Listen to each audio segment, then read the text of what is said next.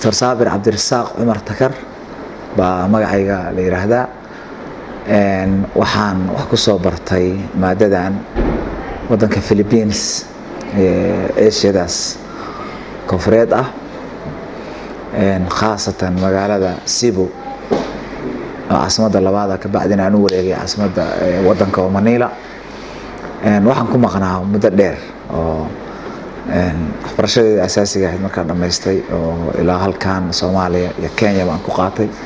ka bacdi waxaan u gudbay halkaas waxaan diyaariyay maadada la yiraahdo Doctor of Dental Medicine markii la tarjumo waxay noqonaysaa waa dhakhtarka caafimaadka ilkaha sidaasaan maadada soo bartay 6 sanaan diyaarinayay ka bacdina waxaan master ku sameeyay oo hadda gabagabay ah oo wax yar iga hareen Master of Public Health oo xagga fayadhowrka ah dhamaan waxbarashadeedu waa Philippines waxyaalo kale daraasaad kale oo ama online ka aan wada oo sida wadanka India kale kamid yahay waa jiraan laakiin wali aan soo gabagabayn fikirka inaan baahida dentalka maaragtay caafimaadka ilkaha loo qabo inay jirto dabcan ilaa bilowgii aan bilaabayay waan ogaa oo sababaha igu riixay bay kamid ahay intii aan baranayayna xog fiican baan ka hayay wadanka oo xiriir baan la lahaa oo waliba barigaas anigu bilaabayay 2000 waxaan bilaabay 11kii markaas aan bilaabayay ma jirin hadda xoogaa baraarug baa jira jaamacada wadanka kamid ah waa lagu bixiyaa boosaas waa lagu bixiyaa jaamacada Ahmed waa lagu bixiyaa maadadan laftigeeda laakiin barigaas ma jirin wax baraarug loo qabo dadku wax iska ahayn qofka ilig baa xanuuna markaan qof iska tuuro in wax laga yaabo u dhinto dad aniga qaraabadeeda kamid ahaayo xilliyo hore waxa jiray ilka laga saaray awgo dhaawac weyn u gaaray oo maaragtay halis aha oo aniga familkayga kamid aha marka ana ku baraarugsanaa baan waligiisa u waday xaruntan waxay noo hirgashay Ilaahay mahadiisa sanadkan hadda lagu jiro 2018ka bilowgiisii baan bilownay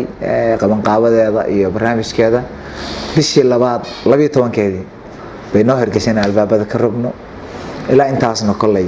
waa ku shaqeynaynay oo dadaalaynay dadaalo kale oo xarumo kale oo gobolada ah ama degmooyinka ana oo nagu jira insha Allah qaarna waa sameynaa fikradaad qabtay in baahidaas ay jirto maxaa ma sidiiba mise waxa iska dhimayso way siyaaday runtii waa sidii kaligeena ma ahi oo asxaab badan oo soo baratay ama Suudaan ka soo barato ama maxaan ku yiraahdaa wadan kale ka soo barato oo gobolka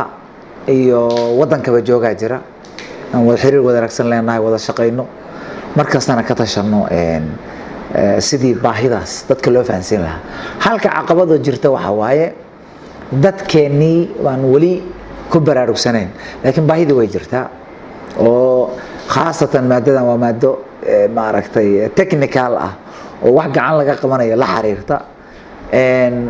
uu jira marka baahideedu way badan tahay laakiin bulshadii wacyi gashanaanteeda iyo inay la socoto caafimaadkii iyo waxyaalaha dadka waxaan ku iraahdaa hadda markaan la u sheegayno ilig oo xanuunsaday baa laga yaabaa qofku inuu dhinto laakiin dadku way qariibsadaan moogta ilkuhu neerfayaal iyo blood iyo waxay leeyihiin maxaa la dhahaa blood vessels la xiriira ilaa wadnaha la xiriira wadna infection ku raaca laga yaabo qofku inuu dhinto waxba iska niraahna sabab baa loo sameeyaa laakiin way dhici kartaa baahidii marka hadaan soo koobo way jirtaa baahidii sidii aan filaynay iyo si kasi badan ba way jirtaa laakiin ciidankii aan filayay ciidan ka badan baan wadanka ugu imid oo maadadii iga shaqeeya gobol walba hadda waxa laga helayaa dhakhtar haday mudug ahaato dhowr dhakhtar baa laga yaabaa inay joogto nugaal haday ahaato meel walba ay tahay wadanka xiriir fiican baan leenahay ilaa idankiisna waxaan rajeynaynaa inaan sameeyno dalad ay ku midoobaan dhaqaatiirta ilkaha oo munaasabaad gaar ah iyo wacyigelin gaar ah dadka u sameeyno insha Allah waxaan ilkaha ku dhacay badan yihiin waxa ugu badan labada xanuun aan soo sheegay periodontal disease oo ka bilowda ciridka inuu qofka ciridii ku dhaco iyo xanuunkan suuska laakiin kuwa kale badan ba iska jiro anagu dental ahaan faraxda xataa waxaan aragnaa xanuun baa aragnaa waayo wax walba oo aan ahayn normalkii anaga waxay noo tahay inay xaaladii ahayn ma ogtahay marka way badan yihiin qasqaskii waa kamida dabaradii ilga gaduudkii iyo ilig madoobaadkii iyo ilgii oo dhacayo la gelinaya iyo qofkii ilku iska liiqliiqdaan iyo waxyaalo badan oo maaragtay tiro badan waaye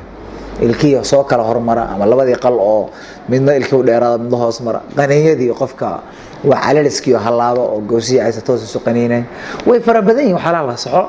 laakiin wax walba meel bay isugu yimaadaan qofka haday alignmentiga ama ilkiisa caadiga saxan yihiin waxa u badan oo asaaska u ah waa oral hygiene ama nadaafada afka oo qofku ilaaliyo way ku xiran tahay caafimaadka ilkaha markastoo oral hygiene qofku uu yaraadana xarunadu way sii badanayaan markastoo oral hygiene ku fiicnaado oo qofka awareness-ka iyo maaragtay ku ay gashanaantiisu ay badatana way ilaashanaanayaan way jiraan baahi badan dad badan aan awoodin khaasatan maadaama maada qaali ah oo u baahan hawl wali runtii maana fulin barnaamij aan daweyn ah laakiin waxa u badan hadda aan fulino waxa waaye waa wacyigelin dadkii inaan wacyigelino ilaa waxaan tagaa hadda iskuulada wax lagu barto waxaan tagaa macaahidda waxaan tagnaa meelaha IDB-yada ah oo maaragtay loo qaxay dadka qaxootiga degan yihiin waxa kale marka wali maadamaan gaarin inaan daaweyn ka fulino laakiin waxaan ka fulinaa wacyigelin inaan dadkii ku baraarujino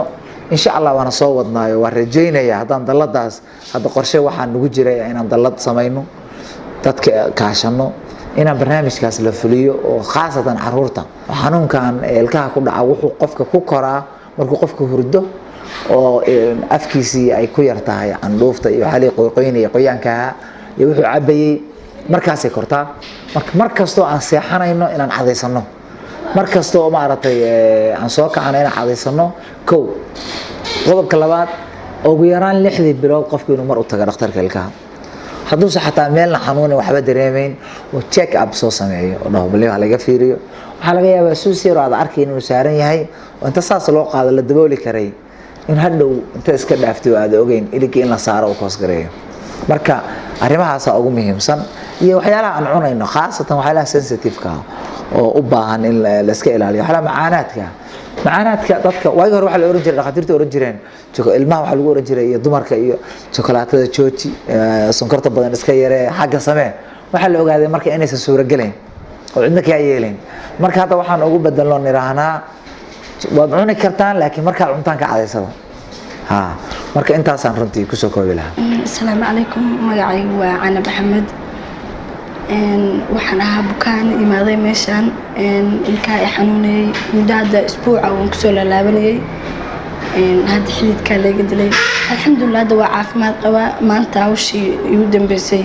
la qabtay waan ku guulaysanay xanuun ma dareemayo tan marka hore ilaahay baa mahadle marka dambena doctorkeena wax noo soo bartay oo noo imaaday suu annaga dhibaatadana haysata oo wax ka qabadka aan lahayn horey u lahayn hadartaan wax ka qabadka noogu sameeyay alxamdulilah hadartaan xanuun ma dareemayo dhanka ilkaha